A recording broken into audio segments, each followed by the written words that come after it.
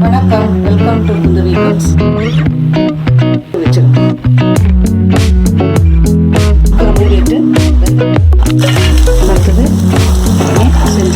வணக்கம், welcome to Kundavai cooks. அனைவருக்கும் நவராத்திரி பண்டிகை நல்வாழ்த்துக்கள். நெய்வேத்தியத்துக்குன்னு செய்யும் பொழுது பூண்டு, வெங்காயம், கரம் மசாலா இதெல்லாம் தவிர்த்துட்டு செய்யுங்க. பூண்டு, கரம் மசாலா, வெங்காயம் இதெல்லாம் போட்ட சுண்டல்களை வர்றவங்களுக்கு பட்சணங்களாக வச்சு கொடுங்க.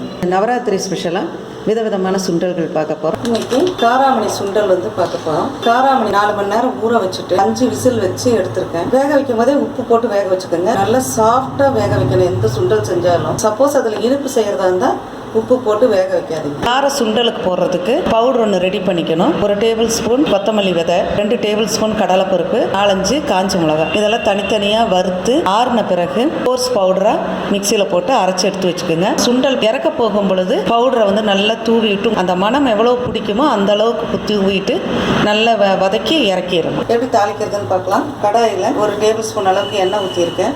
இன்றைக்கி நான் அரை கப் சுண்டல் ஊற வச்சுருக்கேன். இந்த அரை கப்பு சுண்டல் ஊறுச்சுன்னா உங்களுக்கு 1 கப்பாக இருக்கும். ஒரு 1/2 டீஸ்பூன் கடுகு போட்டுக்கோங்க. கடுகு பொரியட்டும். பச்சை மிளகாய், கருவேப்பிலை, மாங்காய், இஞ்சி, பெருங்காயத்தூள். எல்லா சுண்டலுக்குமே பெருங்காயம் கம்பல்சரியாக போட்டாகணும். வேவிச்சு வச்சுருக்கிற காராமணி போட்டுடலாம்.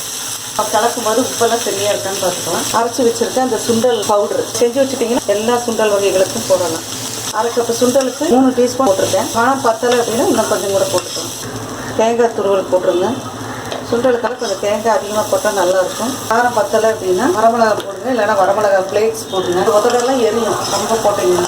சுவையான காராமணி சுண்டல் ரெடி ஆயிடுச்சு. இந்த ரெசிபியை ட்ரை பண்ணி பார்த்துட்டு உங்களுடைய கமெண்ட்ஸை எங்களுக்கு போடுங்க. உங்களுடைய ஃபேமிலி ஃப்ரெண்ட்ஸுக்கு ஷேர் பண்ணுங்கள். மீண்டும் ஒரு புதிய ரெசிபியுடன் உங்களை சந்திக்கிறேன்.